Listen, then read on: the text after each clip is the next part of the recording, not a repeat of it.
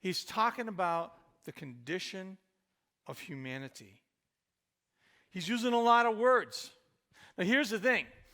The Bible wasn't written in English. We talk about that a lot here. It was written in Greek. It was written in Hebrew. So when we talk about the words that you see and read on the page, they aren't necessarily the same concept of words that Paul was using. Because when you read this, the way Paul wrote it, this is kind of the imagery and impact it would have had on the very first people who read this letter he wrote, by the way, from prison. And he's talking about himself. He's not just talking about everyone else. He's putting himself in the same position. Sometimes as Christians, we get criticized for the way we talk about other people, and this word sin is a really hot-button topic, isn't it? We don't like to talk about it. Not everybody believes in it. I want you to understand what we mean by it, because I have a feeling it's a lot bigger than what you imagine, and you're going to walk out today going, I never thought that way about sin before. So we look at some of the very original words.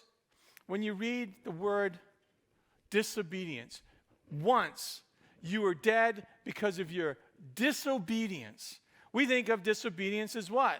I say go, you say no. You know what that word means? You stumbled and you fell. It meant, when you read that, it meant, you know what sin does? Sin catches you up, trips you up. You fall down the stairs, head first. You get hurt.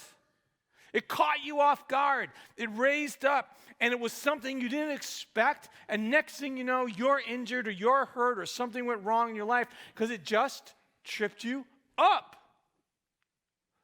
Or when he says this, in your disobedience, in your many sins. You know what he's talking about? He's talking about a code. It's the idea that there's a code of behavior. And you know what that code of behavior is? It could be on the wall in your kitchen, a code of behavior. There was a code of behavior that they believed in. You could narrow it down to 10. They called it the 10 Commandments. It was as if God said to his kids, all right, listen, I've only given you 10, like 2 thumbs and 8 fingers, so I'm only going to give you 10 commandments so that when you look at your hands, you'll be able to remember those. And guess what? You can't get through the week without breaking one of them. And it doesn't matter how old you are. Anyone who has had kids has seen them break one of the 10 Commandments. And you know what their kids have seen? Their parents do the same. They've seen their grandparents do it. They've seen their uncles and aunts do it. They've seen their teachers do it. You watch TV and you see people all over the nation and the world breaking 10 commandments. Simple commandments. It's a moral code that you know is there, that you just, darn it, you try and you just can't do it. But he talks about this. It's just as you used to live in sin, just like the rest of the world, obeying the devil. And the concept that he's trying to talk about here that they fully understood is that we're in revolt. That's what the first story is about in our Bible. You know, our very first story is about God creating a society, a world that was going to be good for us. He's going to provide for all of our needs. He's going to be in our midst, loving us, being in relationship with us, teaching us how to be in relationship with each other. He gave us companionship. And you know what the very first people did? They revolted. It was a revolution against authority that they didn't want to bow to, and so they revolted against their leader. And it created damage and pain and hardship for all of humanity. Because when you revolt, sometimes you've seen this in the world, right?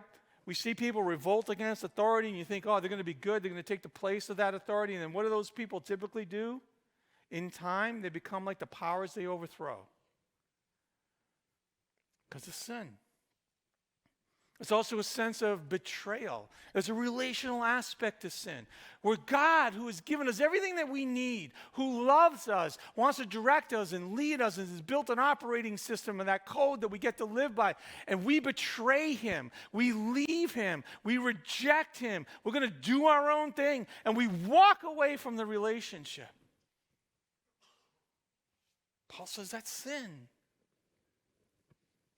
When you leave the nation of God, when you walk away from God, there's only one other place to go. Sometimes life is that simple. And that's what we call living in sin. That's what we call obeying the devil. It's the idea that we have walked away from God to evil. That's what evil is.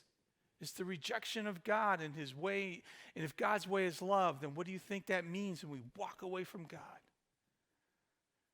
So Paul's trying to help us understand in this little passage